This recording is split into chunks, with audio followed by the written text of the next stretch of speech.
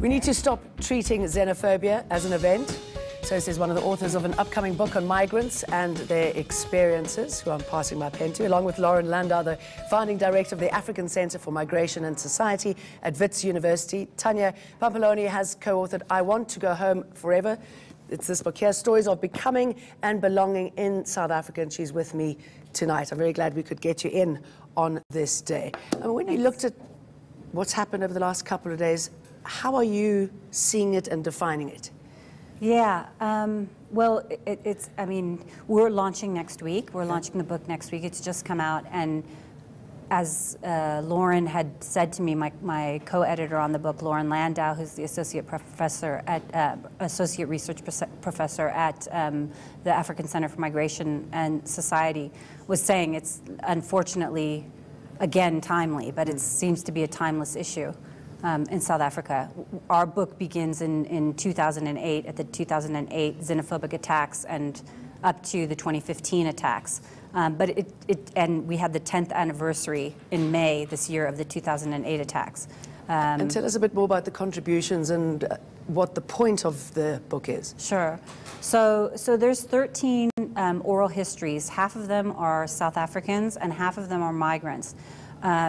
And we very much wanted to kind of complicate the narrative of the, the migrant victim that's being attacked, where we often treat xenophobia as an event, as we are now. So now there's a xenophobic attack, there's an event, everybody covers it. Thing that you just everybody covers it, and then we as journalists go away, and then it continues happening.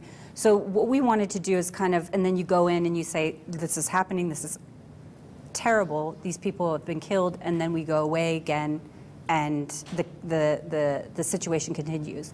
So we wanted to complicate that narrative, find out on a deeper level what is happening, and allow people to tell their own stories. So we collaborated with researchers and academics and journalists, helping people tell their own stories. So like I said, it's half South Africans and half foreigners.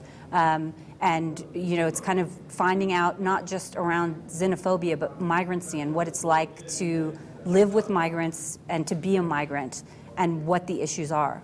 And what are the prevailing issues? Is there one issue for every story, or is it a compilation? How does it work? Yeah, so I mean, it was really interesting because we didn't know what we were going to come up with. We didn't know what we'd find. Oftentimes as journalists we want to cover things as black and white, don't we? Because we need a sound bite. Yeah, we need something. So we didn't know what we'd come with when we talked to different people, and it ends up being a story of Gauteng, and Johannesburg and Pretoria, and who we are as a place. So we make up the city, and the city makes us up. And it is this place of migrants and South Africans coming together to tell their own stories and existing in difficult circumstances together. So if all of those cities have been driven by migrants over the years, which of course it has, why are there such problems? What is it?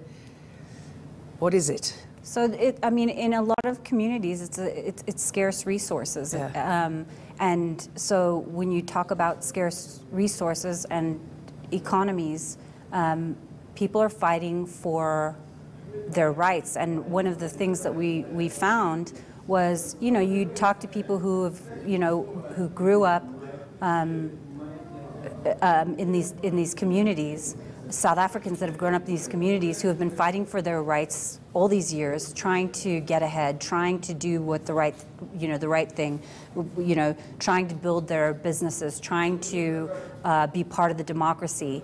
And they're not getting anywhere 20 years later. So that frustration boils over. And what do you think's holding them back? I'm sure it's obviously easier to get on well with people, as we were talking, to the panel a little earlier on, when everyone is successful. Yes. But other than that, what is holding them back? Do they feel that they don't have the law on their side? Is that a factor? Yeah, I think so. I think, it's where is it easy to blame someone? So you can blame the outsider, because it's much easier that, you know, to do. That's the easiest kind of way to hit out, I think. And is that because of the apartheid legacy? You know, I don't think so. I mean, I mean, the reason this book is so relevant now is we're facing a global migration issue, aren't we?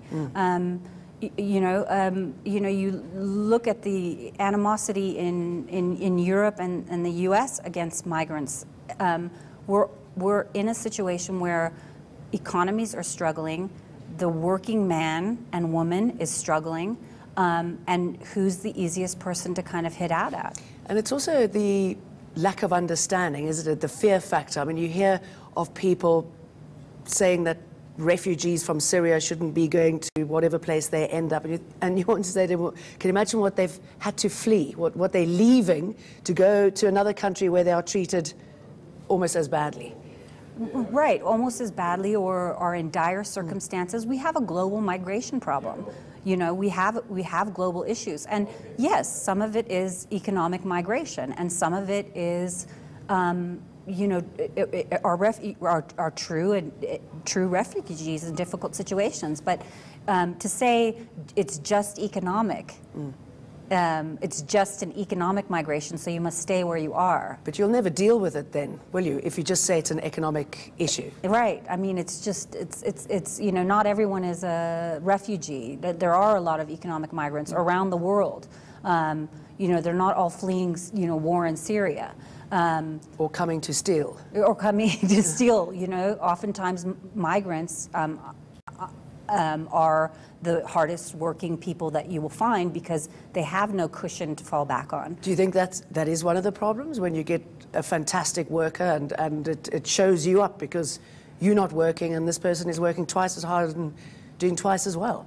Well, I think, you know, the people who tend to leave are, you know, kind of, you know, by their nature, if somebody leaves their own country, they're perhaps bolder, they're perhaps in a better economic situation, perhaps they're, you know, they have less fear.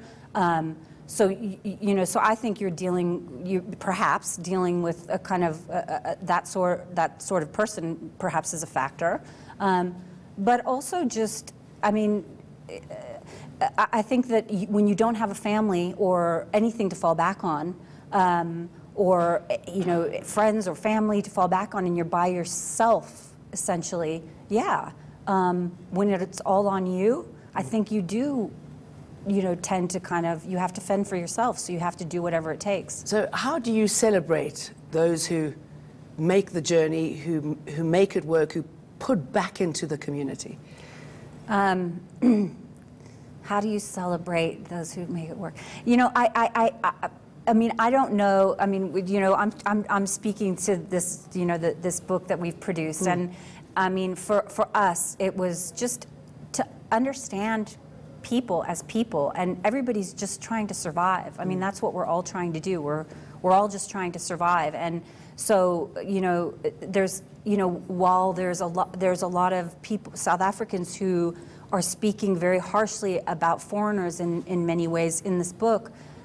You get to understand why they've come to that situation, and why they feel that they've been failed by society and government. Does leadership have here? I mean, what do they say? Who do they cite? And, you know, obviously Trump comes to mind, and the sort of messages that he puts out. Does that feed into this problem? I think that xenophobia in South Africa is definitely, you know, it's a top-down issue, you know, and it comes from the top levels of government, the xenophobia and the kind of like that makes it okay to have those attitudes. Just like, yes, in many ways, just like Is it a power issue? Just like Trump, you know, kind of in the United States shouting about migrants and all the bad things and the bad people. South African politicians do it in a different way. And it's an easy target, I guess? Yeah. I mean, it's much easier to blame the other. It always is easier to blame the other, isn't it? So where to from here? I mean, were there any stories that of upliftment, of light? And yes. That's what, I mean, that was the other thing, is like when we, you know, it's like when, that's why, I mean, we loved the project. And there was, you know, there was 13 narrators, so 13 people who spoke to us about their own stories, and then there was 13 researchers. And it was, you know, quite a team to put together, and, you know, to figure out who's doing what and who's covering what. And there's a lovely piece by a hairdresser named Chichi, who comes from Nigeria. And she's fantastic, and her story is about love. Like, why did she leave Nigeria, and why did she come here? And, you know, and so while we're talking about movement, we didn't want this book to be this kind of like, you know, heavy, everybody cry and everybody, you know, we're all people, so we have happy moments and sad moments. So you have a good mix here. Thank you for that, Tanya. I Want to Go Home Forever is the book. Yeah.